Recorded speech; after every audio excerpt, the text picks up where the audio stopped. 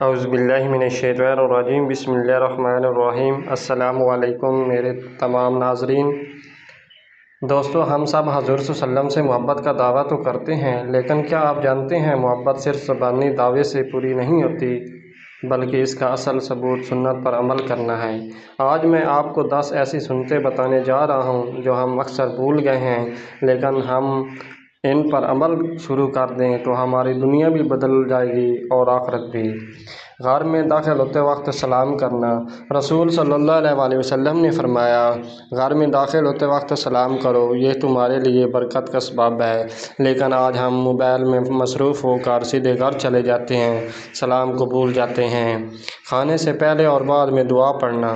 کھانے سے پہلے بسم اللہ کہنا اور بعد میں الحمدللہ کہنا، یہ نہ صرف سنت ہے بلکہ کھانے میں برکت بھی ڈال دیتا ہے۔ دائیں ہاتھ سے کھانا اور پینا۔ حضور صلی اللہ علیہ وسلم ہمیشہ دائیں ہاتھ سے کھاتے اور پیتے تھے۔ یہ چھوٹی سی عادت ہماری نیت کو بھی پاک کرتی ہے۔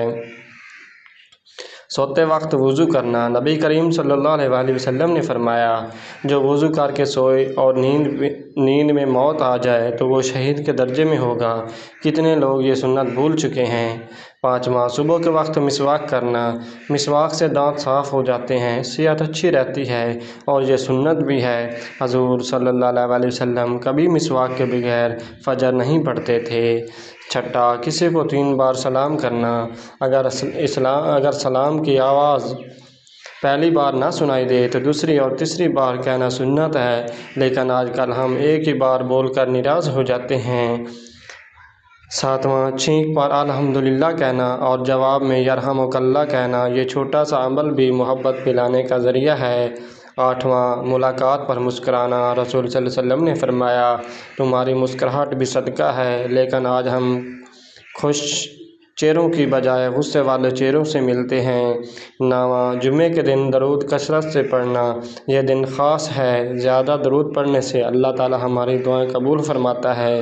سونے سے پہلے بستر جھاڑنا۔ یہ سنت آج کل تقریباً سب نے چھوڑ دی ہے۔ حضور صلی اللہ علیہ وسلم سونے سے پہلے بستر جھاڑتے تاکہ کوئی نقصان دہ چیز نہ رہ جائے۔ دوستو، یہ سب سنتیں چھوٹی لگتی ہیں، لیکن یاد رکھیے قیامت کے دن یہی چھوٹی نیکیاں ہمارے نامہ اعمال کو بھاری بنا دے گی۔